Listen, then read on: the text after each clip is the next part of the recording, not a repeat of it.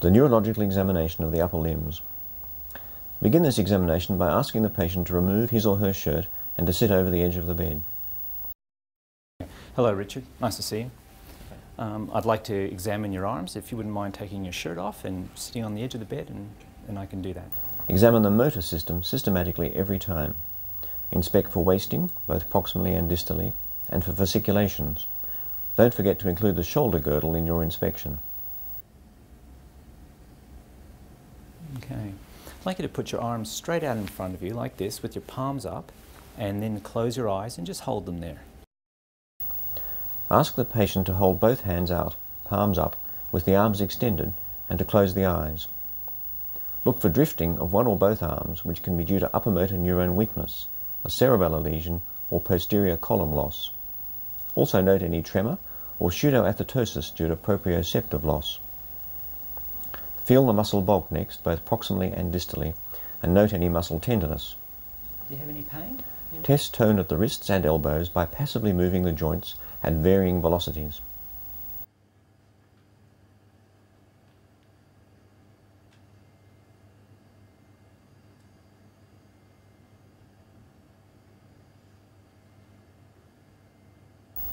Assess power at the shoulders, elbows, wrists and fingers. Okay, just shrug your shoulders up for me please. Push up hard. Okay, that's good.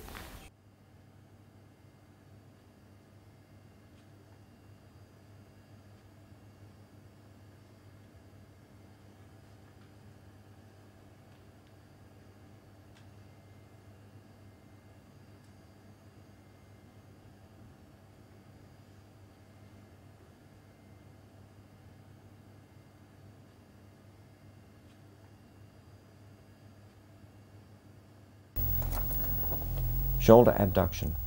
Ask the patient to abduct the arms with the elbows flexed and resist your attempt to push them down.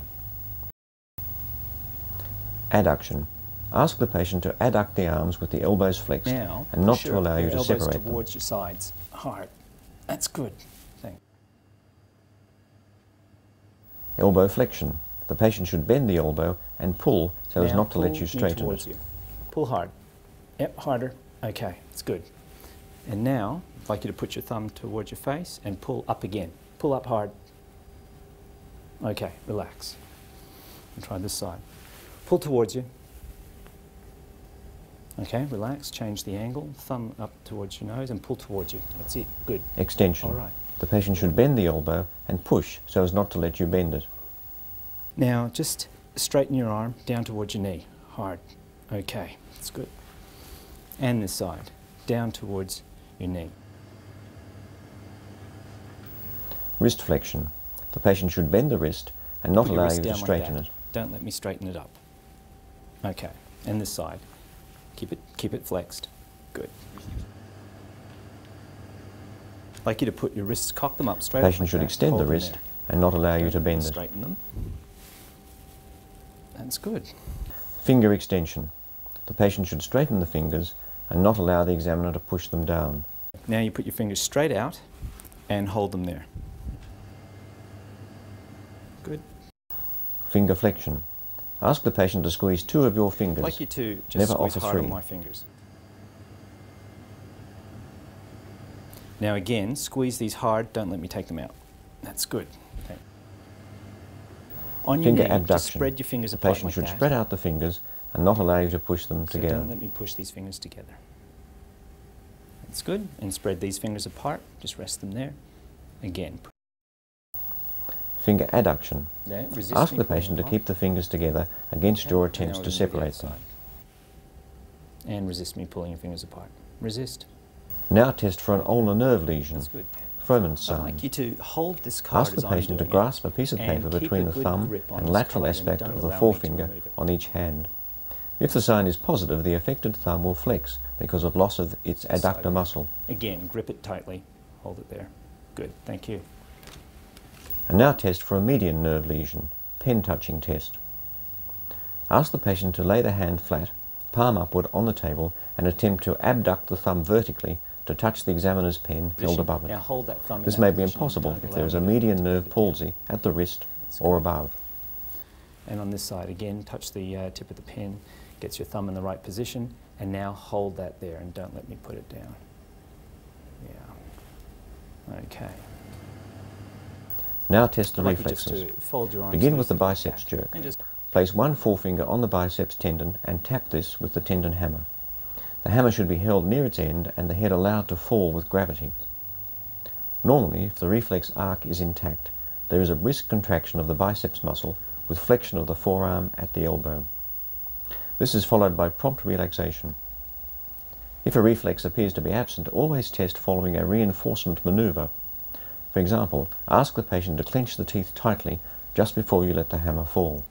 Okay, I'd like you to clench your teeth very tightly, please. Go now. And relax. Do it again. And relax. Now test the triceps jerk. Support the elbow with one hand and tap over the hold your arm triceps like that. tendon. Stay loose. Normally, triceps contraction results in forearm extension. And again, just relax this arm right there. The brachioradialis or supinator jerk is next. Strike the lower end of the radius just above the wrist. To avoid hurting the patient by striking the radial nerve directly, place 2 fingers over this spot and then strike the fingers. Normally, contraction of the brachioradialis causes flexion of the elbow.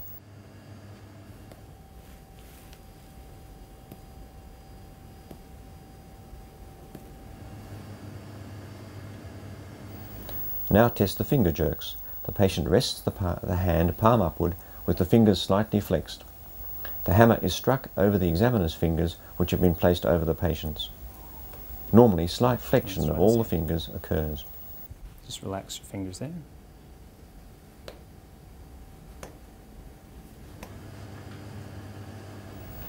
Examination of coordination tests cerebellar function. Begin with the finger-nose test. Ask the patient to touch his or her nose and then your outstretched finger. Demonstrate the movements. Touch your nose. And now reach out and touch my finger. Look for And go back intention and tremor, forth as which quickly is as you tremor can. increasing as the target is approached, and for past pointing, where the patient's finger overshoots the target towards the side of the cerebellar abnormality. Let's try the other side.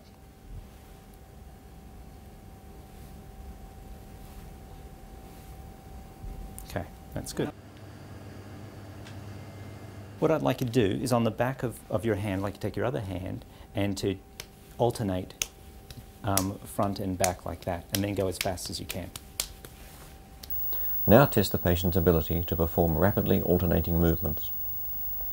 Slow and clumsy performance of these movements is called dysdiadochokinesis. Okay, right, Rich, what I'd Now like you to test do this rebound. time, Ask the patient to lift the arms your rapidly from by the your sides and then stop. And then you're going to lift them straight up with the palms up Hypotonia like that, due to and you're gonna cerebellar stop in that disease position. causes So delay you need to do in it stopping with the your eyes arms. shut, and you do it quickly. Okay. Remember that muscle weakness may also cause clumsiness, Okay, and but once motor more. testing should have revealed any impairment Okay, of this thank sort. you. And can you put your arms straight out now? And now just close your eyes and hold, and keep your hands in that position, even though I'm going to try to move them. Okay, thank you. It is usually best to examine the sensory system last. It can be a difficult examination because it is subjective. Look for scars that may have caused nerve damage. First, test the spinothalamic pathway, pain and temperature. What I have here is a pin. It's been blunted, so it shouldn't hurt, but it should still feel sharp. And I'm just going to demonstrate it by touching your chest. Now, does that feel sharp? Yep. Okay, and does it feel sharp on this side? Yep. Right, I'm going to be touching you on your fingers and various parts of your hands, and you just tell me when you feel it is sharp, but your eyes need to be shut. Okay? All right. Yep. Sharp.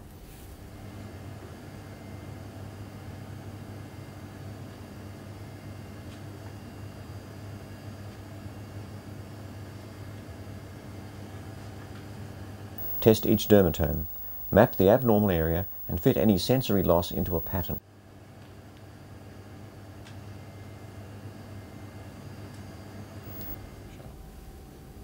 Test that the patient understands that the sensation should be sharp by turning the pin over and touching with the blunt side occasionally. Always use a disposable neurological pin. It is not usually necessary to Okay, test thank you. temperature. Next, test the posterior column pathway, vibration and proprioception. Use a 128 Hz tuning fork to assess vibration So with sense. this, tell me, what do you feel when I put it there? It's vibrating. Okay, and on this side? It's vibrating. All right. Now, I'd like you to close your eyes, and I'm going to actually touch your fingers, and you just tell me when you can feel it. Yeah, it's vibrating. Now, what I need you to do is tell me when it stops. Yeah, it's stopped. Okay. If the vibration sense is absent distally, try again on the wrist, elbow, and if necessary, the shoulder. Now examine proprioception, starting with the distal interphalangeal joint of the little finger. I'm going to push it down. All right, with your eyes closed. Down, down, up, Okay, I'm going to try this side. Keep your eyes shut. up, down. Movement of a few degrees is usually detected by the patient. This is a cotton ball, and I'm going to do the similar... Test light touch with cotton wool. Touch the skin lightly, but do not stroke in each dermatome. Okay. Yep. Yep. Yes. Yes. Yes. Yes. Yep. Did it feel the same on both sides? Yes. Okay.